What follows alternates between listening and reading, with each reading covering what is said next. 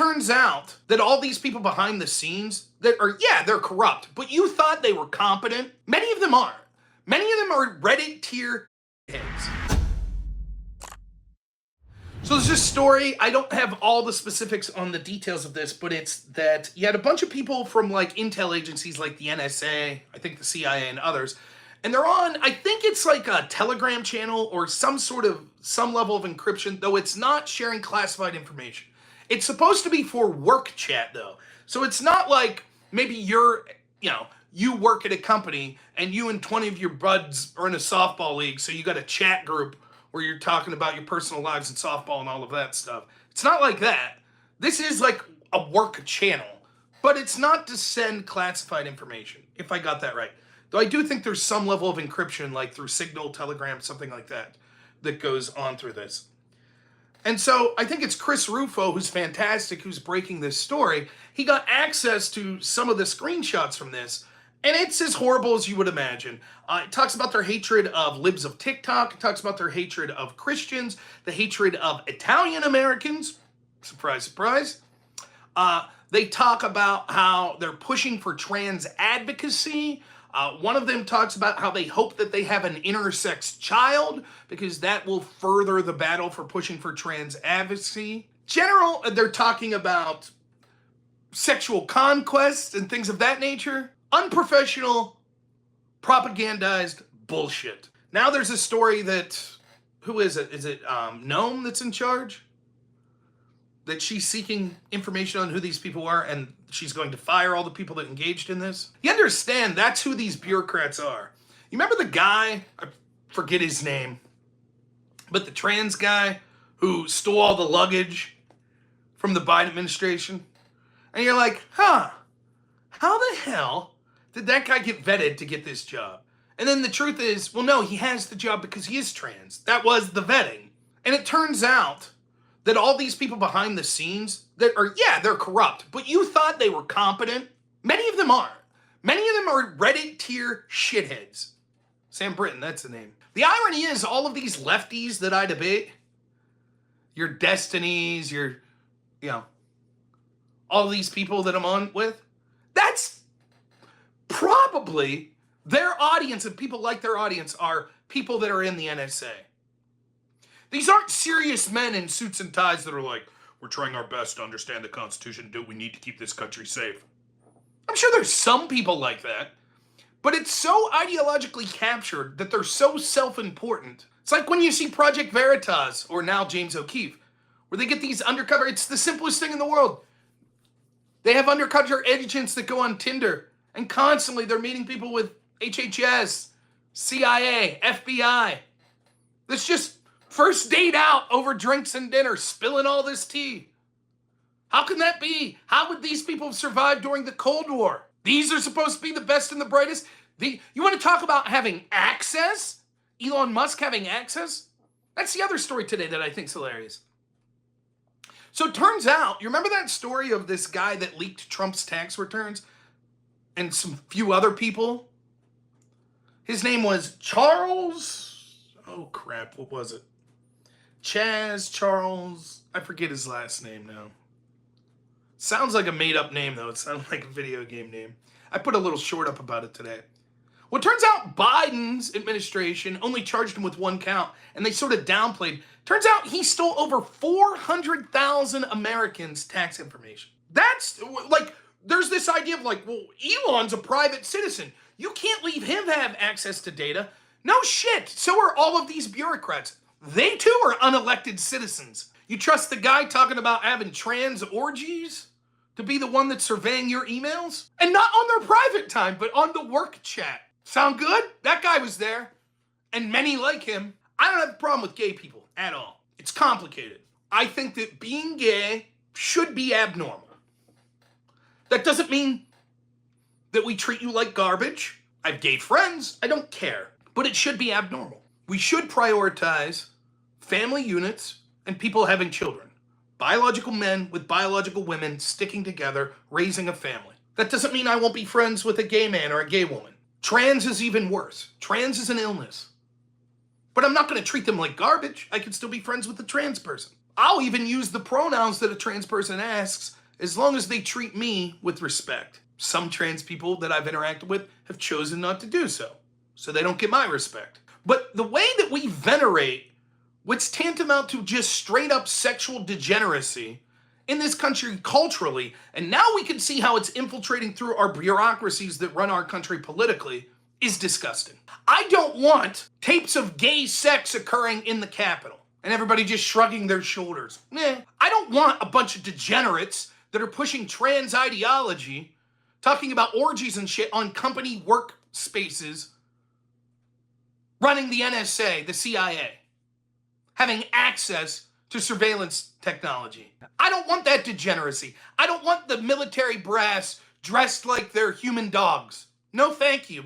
And I'm not some zealot that comes on here every night saying, I'm a Christian nationalism, ban gays. You don't hear that shit from me. But there's a level, and it's unacceptable. And the fact that that's where we're at culturally when it comes to these institutions like the NSA, CIA is disgusting. And it ought to be rooted out. That's my take on it. Let's see if more comes to light. Perhaps I'll be mistaken, and these images that I've seen of these supposed texts are incorrect, or there's an explanation. We shall see. But as it stands, that's what my belief is. Now, let's get to the best story of the day, and that is Kash Patel and Pam Bondi have apparently opened an investigation into James Comey for sending 2 honeypots, which are 95% of the time women, but I suppose if someone was gay, it could be a man, attractive agents that they send in to try to be flirtatious to get information out of their target. And the accusation is they sent 2 of these agents that were honeypots into high levels of the Trump administration. Now, this isn't getting, I don't believe, maybe it is talking specifically about Azra Turk, the honeypot with Stephen Halper that went after George Papadopoulos. But they're also suggesting there's a second. So I don't know if that includes Azra Turk or if we're talking about 2 in addition to that. The first thing worth saying here is, I want you to remember the following date. I say that and then I'm going to screw it up. July 31st, 2016. That's the date that the FBI has settled on when they opened their investigation into Trump's team, Crossfire Hurricane. That's when we're told the FBI started. And I said, remember how this story went. We had the P dossier and all of those allegations that were leaked to the press.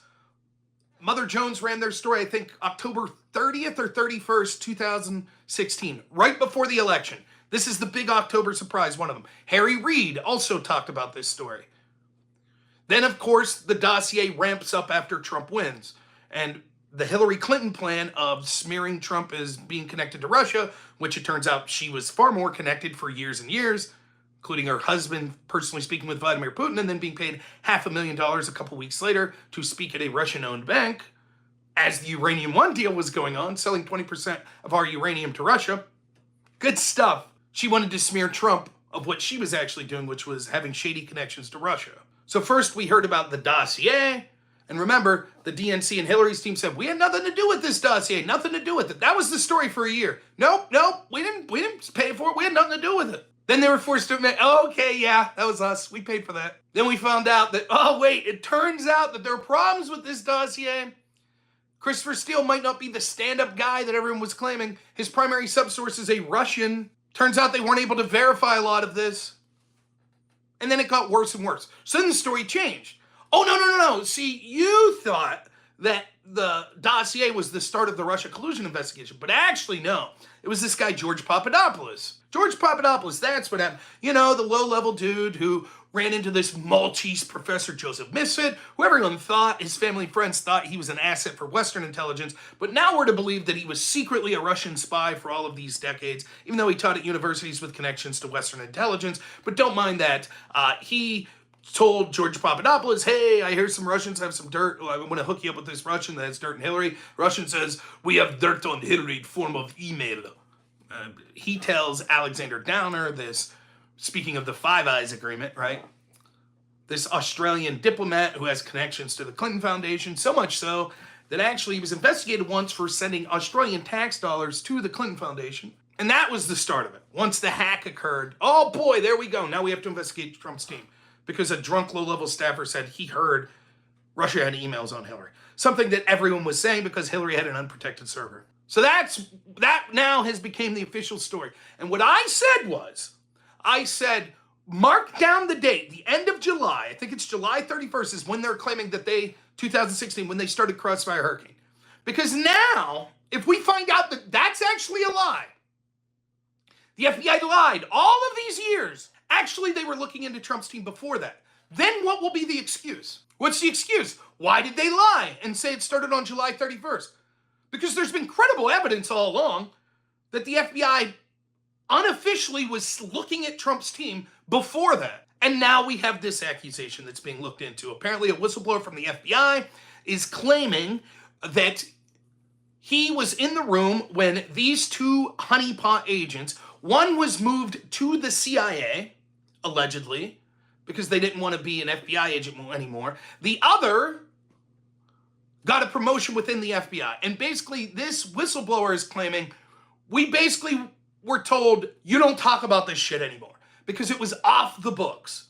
This was James Comey, the head of the FBI, instructing FBI agents to spy on Trump's team off the books. That's the allegation.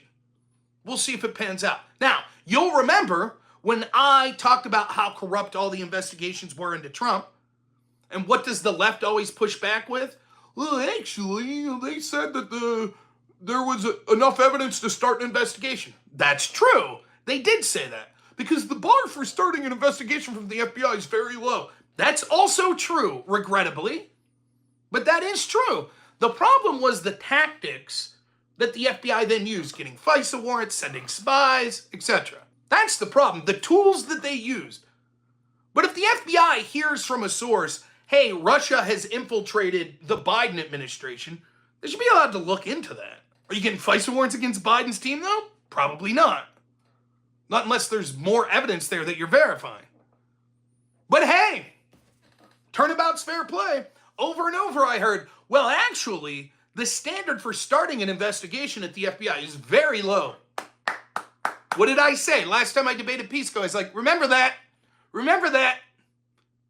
Because you're about to lose your mind when Kash Patel and Dan Bongino and Pam Bondi say, oh boy, we're going to start some investigations now. They'll say, no, that's political. You can't do that. And I'll say, actually, the bar for starting an investigation is very low. Sorry. So good. Investigation of James Comey. Let's see where it leads. Oh boy, I can't wait. It's the most optimistic I've been about this corruption for a very long time being dealt with. Now, I still put the chance of James Comey ever going to prison very low. Yeah, I still think nothing will happen to them of significance. But this is exactly the type of thing that I was hoping the Trump's administration would do. Exactly the type of thing that Kash Patel should be doing. Yes, investigate those that corruptly investigated Trump and Trump associates. I want them to pull James Comey out of his house at 3 a.m. as they contact Newsmax and the Daily Wire and Fox News to be there with cameras, as they have multiple agents pointing guns at James Comey as they drag him out in his underwear. That's what they did to people like Roger Stone, as they called CNN, as the left laughed and cheered. Yay! Good! Turnabout's fair play. Deal with it. But Rob, aren't you saying you're down with corruption? It's not corruption. Not according to the FBI, not according to the IG. It's all above board. That's the standard that's been set. So fuck you. Every one of them. I don't want them getting illegal FISA warrants. I don't want them just going after someone because they're a Democrat. But for those that they have credible evidence, including testimony from whistleblowers, that corruption occurred, absolutely they should be investigated. This is the standard that the Democrats wanted. And to watch them now go, oh, you're for corruption. Fuck you. There you go. Matt C. But wait a minute, if we use the same bad standard, it'll never stop. No, Matt C. It will never stop unless the same punishment that they have imposed on their enemies is imposed on themselves. It'll never stop. You think it'll stop if Trump just goes, okay, no, we're not going to get to the bottom of who was corrupted investigating me, and then Republicans lose in 2028? Do you think the Democrats and the FBI and all these bureaucrats will go, Oh, well, we'll stop.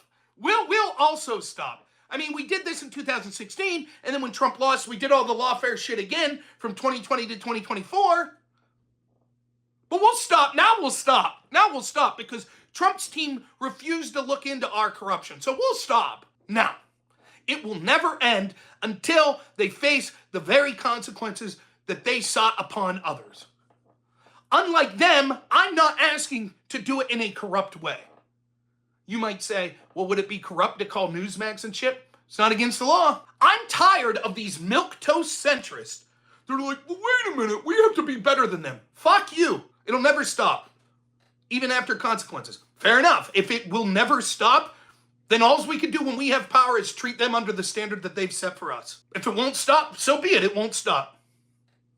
The only chance of it stopping is if they face consequences for their actions. If you root out the corrupt bureaucracy and there's actually accountability and you shine light on it and there's consequences for the American people, then maybe the American people will be more hesitant to allow unelected officials to make these such huge decisions like this in the future. But if there is no consequences, it'll just happen in perpetuity. How is it unprincipled? This is legal. This is what the FBI does. We've been told by every major institution that this is the way things operate. Why should we not do it? I don't give a shit, Alex.